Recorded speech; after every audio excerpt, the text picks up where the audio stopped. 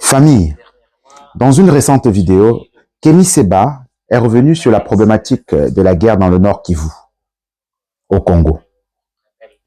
Il a fustigé avec brio la complicité des Occidentaux avec le régime de Kagame du Rwanda et il a utilisé les mots justes.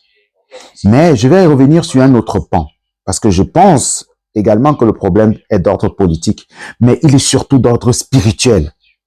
Si nous ne mettons pas en évidence, n'est-ce pas, le fait que les dirigeants du Congo demandent au peuple de prier pour que la guerre cesse, alors que nous voyons en même temps, dans la partie ouest du continent, n'est-ce pas, dans l'AES notamment, des dirigeants qui, étant aussi religieux, utilisent plutôt d'autres moyens pour pouvoir stopper la guerre, le terrorisme, etc. Écoutez Kémy Séba et on revient dessus. Question d'actualité. Dernièrement, on suit l'évolution de la crise dans l'est de la République démocratique du Congo. Donc, le groupe rebelle M23, soutenu par le Rwanda, selon plusieurs sources, dont les Nations Unies, donc, mène une offensive sanglante dans l'est de la RDC. Que pensez-vous de ces sujets? Quelle issue possible pour ces On est face à un processus néocolonial, encore une fois, qui s'appuie sur le pillage de nos ressources. Ouais. Et qui s'appuie aussi sur une géopolitique des ethnies et des tribus dans ces sous-régions-là. Ouais. Le colon a appris à étudier parfois nos peuples mieux que nos peuples se sont étudiés eux-mêmes. C'est une réalité. Il a étudié les antagonismes qui existaient entre certaines entités. Il a joué des douleurs de part et d'autre pour avancer son propre agenda. On a aujourd'hui Paul Kagame qui a été érigé par les néolibéraux en symbole d'un panafricanisme. On n'était pas au courant, parce que le panafricanisme, normalement, c'est l'unité des diverses formes d'africanité, et pas génocider une partie de ces mêmes africanités. Mais Paul Kagame est soutenu par les États-Unis, soutenu par les nations occidentales, il faut qu'on ait le courage de le dire, et c'est pour ça qu'il se sent, depuis le départ, si libre de faire ce qu'il veut et d'agir comme un shérif, comme il le fait depuis tant d'années, en réalité, dans la sous-région.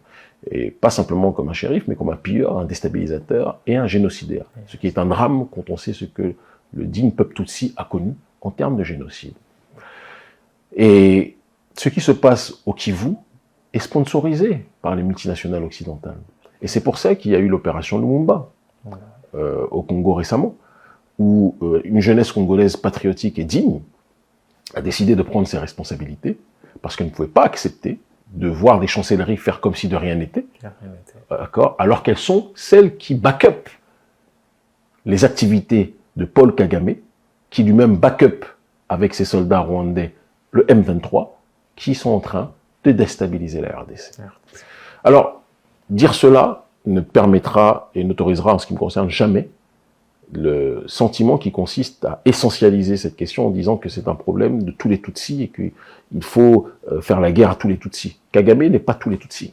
Je connais d'innombrables Tutsis qui sont contre Paul Kagame. Je connais d'innombrables Tutsis qui dénoncent ce qui se passe en RDC.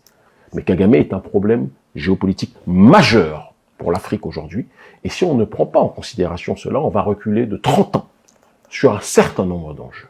Et je pense qu'il faut qu'on ait le courage de le dire avec la plus grande simplicité.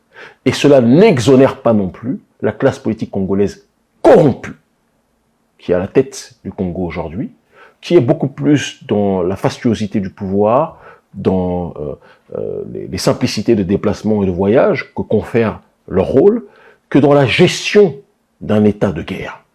Moi, je suis au Niger, je voyage dans l'AES, je sais ce que sont les pays en guerre. Ce n'est pas la sensation que j'ai quand je vois la classe politique de Kinshasa. Et dire cela ne signifie pas que j'ai quelque chose de personnel contre eux, mais ça ne va pas. Et on ne peut pas aimer des gens sans leur dire la vérité. Ils sont co-responsables, eux, et évidemment ceux qui les ont précédés, de cette situation qui existe aujourd'hui. Donc le problème du M23 est un problème de néocolonialité et de pillage de nos ressources. Et Kagame n'est qu'un proxy d'intérêt qui le dépasse de très loin en réalité, ce qui n'exonère pas de ses responsabilités. Et nous devons le condamner avec la plus grande force, lui, son clan, d'accord, et les nations occidentales qui le soutiennent derrière, officieusement, et nous devons aussi condamner l'inaction. Excellent. Le côté inopérant de la classe politique congolaise qui ne prend pas ses responsabilités. Franchement, famille, avouons que Kémy Séba a utilisé des termes justes. Il a posé la problématique et c'est accessible à chacun. Mais revenons maintenant sur la vraie problématique.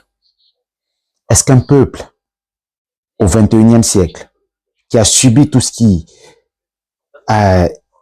s'est déferlé sur lui depuis 1480, depuis l'arrivée des Portugais, avec dans leur bagage la Bible, la bulle papale de Nicolas V et le canon.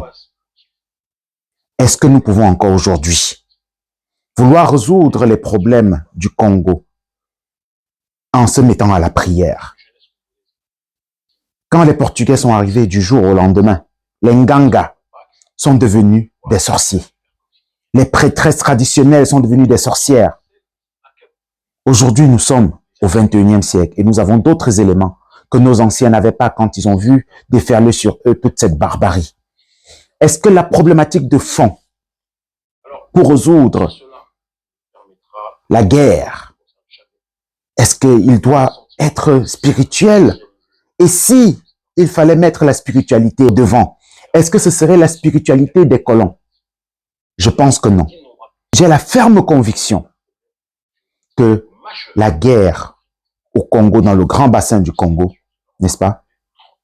C'est la résolution effective de cette problématique qui va impulser la renaissance africaine.